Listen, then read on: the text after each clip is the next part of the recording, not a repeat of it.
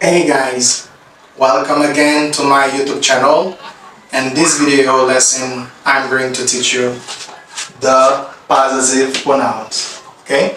In the previous video, we were talking about the adjective pronouns, but in this video, we are going to talk about the possessive pronouns. Dans la vidéo avant, nous avons parlé de adjectif possessif, mais dans la vidéo aujourd'hui, nous allons parler de pronom possessif. So, what are the possessive pronouns? Qui ça? Pronom possessif yo. Pronom possessif yo, nous utilisons pour parler de bagay qui pour moi, bagay qui pour nous, bagay qui pour yo, bagay qui pour un groupe de monde.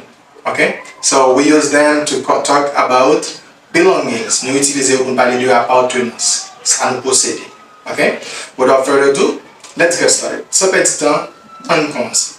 Don't forget, if you are new, to subscribe, to like, and to share, and to leave a comment. Pas oublier sous nouveau, abonner, partager, like, et puis quitter un commentaire. Okay? Let's get started. On commence. Possessive pronouns. Possessive pronouns means pronom possessif. What are the possessive pronouns in English? Pronom possessif en anglais c'est mine. Vous pouvez répéter? Mine, yours, is, hers, its, ours, yours, theirs. Let's repeat them one more time. Mine, yours, is, hers, its, ours, yours, theirs. Okay, so we use mine when something is belong to me, okay? And yours when something belongs to you, and is when something belongs to him, her when something belongs to her, it's when something belongs to it, ours when something belongs to us, yours when something belongs to you, theirs when something belongs to them. Nous utilisons mine, c'est le bagage pour moi, yours pour, is pour lui, mais c'est un garçon, hers pour lui, pour une femme, its pour lui, mais c'est pour une chose ou bien un animal, ours pour nous, moi-même avant, yours pour nous, vous, theirs pour you. Okay guys, so as you can see, we have me, you, him, her, us, you, them. So me, these are the object pronouns. These are the object pronouns. Ça c'est pronom d'objet. So pronom d'objet yo placé après un verbe. Pronom sujet ça n'était avant, yo placé devant un verbe. Et kounya, pour pronom possessif qui bon yo place? The possessive pronouns they placed after a noun. Possessive pronouns placed after nouns, mais pour adjectif possessif ça n'était dit tout à l'heure, yo placé devant un nom. Okay? Mais possessive pronouns après un nom. Okay? So let's see some examples. On a quelques exemples ensemble. The food is mine. The food is mine. What does that mean, the food is mine? Manger c'est pour moi. Comment capable de dire manger c'est pour moi? The food is mine. Eh bien, si je dis the food is mine, je suis capable de dire this is my food. Okay? Je vais dire this is my food. The food is mine and this is my food stand for the same thing. Ça vous voulez dire même bagay. The food is mine, this is my food, that's the same thing. Ici nous gagnons possessive pronouns et ici nous gagnons possessive adjectives. Nous voulons faire différence entre pronom possessif et adjectif possessif. Ici moi gagne pronom possessif. Ici, moi gagne adjectif possessif.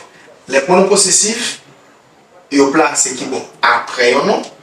Après la food, c'est un nom. Nous avons mind après. Mais les pronoms, les adjectifs possessifs, I'm sorry, ils sont placés devant un nom. Food, c'est un nom. Mien devant un nom. C'est ça qui est différence. Ok? The food is mine. Okay? La nourriture est mienne. C'est ma nourriture. Okay? The second example is that beautiful car is hers. Vous le répétez? That beautiful car is hers. Cette belle voiture est la sienne. Machine sans regarder là, c'est pour lui. C'est pour une femme. On dit lui. Et la sienne. That beautiful car is hers. Ok? On dit that. That, nous allons parler ça dans la vidéo, nous allons faire. Avec this, nous allons this. Et nous that. Yo voulez dire même bagage, mais yo va utiliser le même genre. Ok? Machine va regarder l'autre bord, c'est pour lui, c'est pour l'enfant. And the next example is this phone is his. Téléphone ça, c'est pour monsieur.